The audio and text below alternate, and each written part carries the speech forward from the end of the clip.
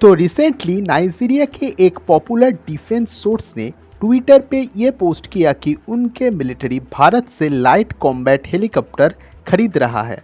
उसने ये भी क्लेम किया कि ये बात कॉन्फर्म्ड है, पर अभी भी इंडियन साइड से किसी भी तरह की कॉन्फर्मेशन नहीं दिया गया है, ना मिनिस्ट्री ऑफ डिफेंस या हेल्थ से या फिर कोई क्रेडिबल मीडिया सोर्स से।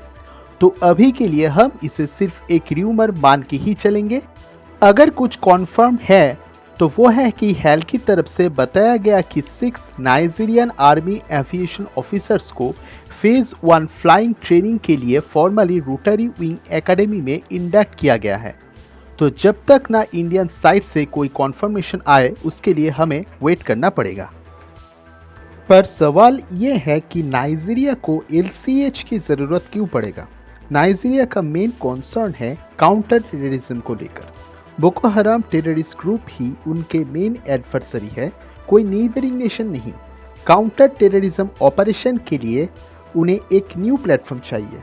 बता दूं कि LCH को खरीदने का र्यूमर है आर्मी एविएशन को लेकर। ये एक न्यू ब्रांच है, उनके एयरफोर्स को लेकर नहीं। दोनों अलग ब्रांचेस है। एयरफोर्स के पास ऑलरेडी Mi-25 गनशिप है, जिसको रिप्लेस करने के लिए न्यू Mi-35 लिए जा रहे हैं। वैसे Mi-25 एंड Mi-35 दोनों ही सेम Mi-24 गनशिप के ही अलग अलग एक्सपोर्ट वेरिएंट हैं। इंडिया खुद भी दोनों यूज़ किया है। अब Mi-35 को धीरे धीरे AH-64E अपाचे से रिप्लेस किया जा रहा है। Mi-35 एक बहुत ही खतरनाक गनशिप है। हेवी पेलोड के साथ फ्लाई कर सकता है, मैन्यूवर कर सकता है, हाई स्पीड में अटैक कर सकता है प्रिसाइसली।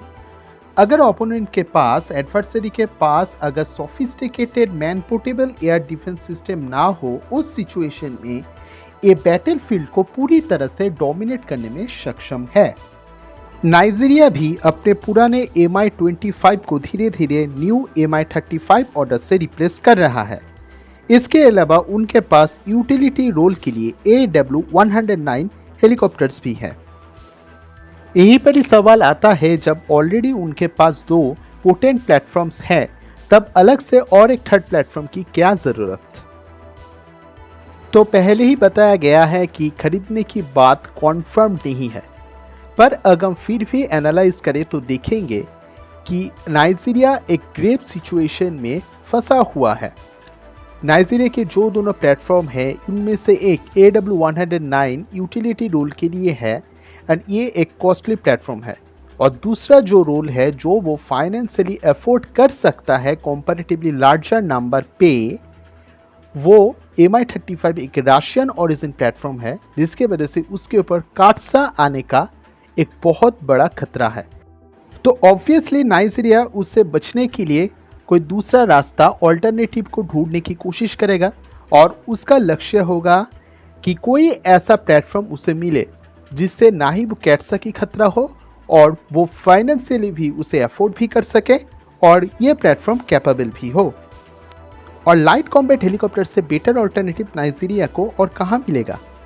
अगर मैं शॉर्टली कंपेयर करूं तो लाइट कॉम्बैट हेलीकॉप्टर टर्की के T-129, जो इटली की A-129 के बेस्ड एक सिस्टम है, उसकी तुलना में हल्का है, फिर भी ज़्यादा पेलोड कैरी कर सकता है, रेंज ज़्यादा है, हायर ऑल्टीट्यूड तक जा सकता है और मैक्सिमम स्पीड भी उसका ज़्यादा है।